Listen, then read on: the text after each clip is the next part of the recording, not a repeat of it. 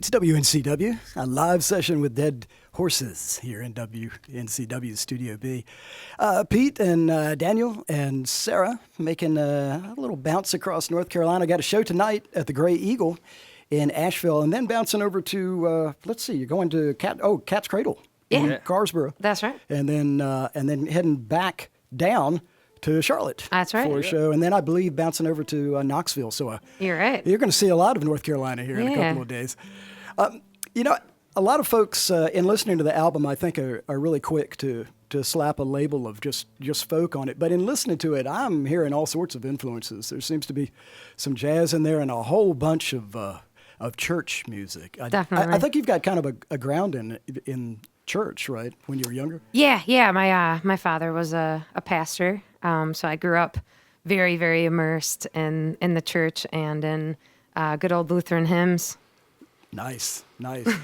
Was that so how did you there's always that point where you start to move away from just that the secular material, I guess, or into it rather. Yeah, and was there like a moment that you said, "No, I've really got to be kind of standing on my own as a young songwriter"? I think in middle school, I always talk about this as being kind of a pretty important moment for me musically. In middle school, when Napster came out, and my family had the internet, and not a lot of my friends did, and that just opened up a million doors for me. There was, the world was at my fingertips. Anything I wanted to hear and listen to, and I would say right off the bat that I was very attracted to acoustic music just innately, even though I had not heard, acoustic guitars at church or anything. That was always organs. Okay. I just have always liked the sound of acoustic instruments. Yeah. So having Napster at the house probably brought everybody else from school over too. Right? Yeah, a little bit. I don't know, a little bit, yeah.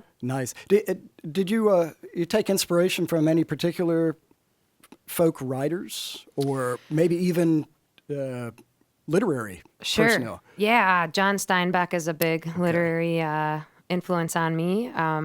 Folk-wise with music, Bob Dylan, of course. And Nick Drake is a huge one for me as well. Nice. So this is the third album, correct? Mm-hmm.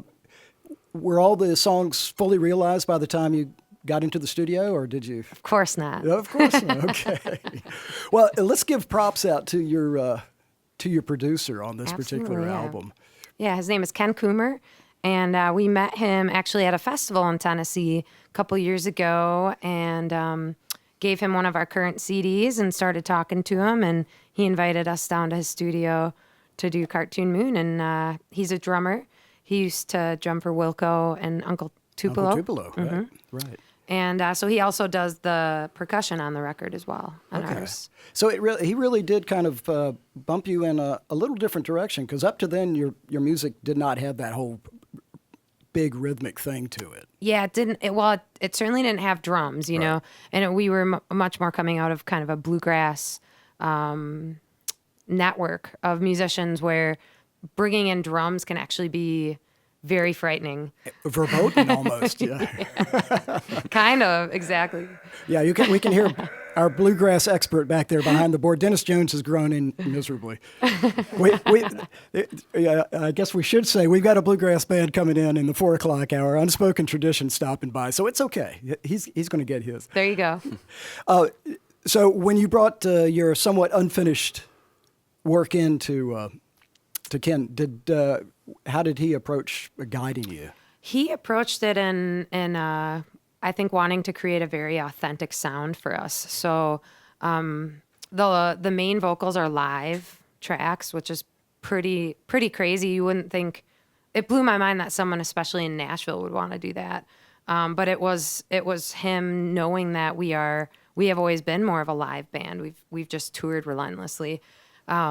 So wanting to encourage that and make a record that really is authentic to who we are, but also not to set any restrictions on what we can do with a record, because you should be able to create whatever you want. It's yours. In the studio. Yeah. But yeah, we would play the songs together live. Pete and I were in the same room, and so we could see each other just like we can, when we're playing live. And we would do some takes. He definitely approached it, less is more mentality. And Sure. yeah. Was knowing that you set up, it's a rather sparse arrangement when you play out.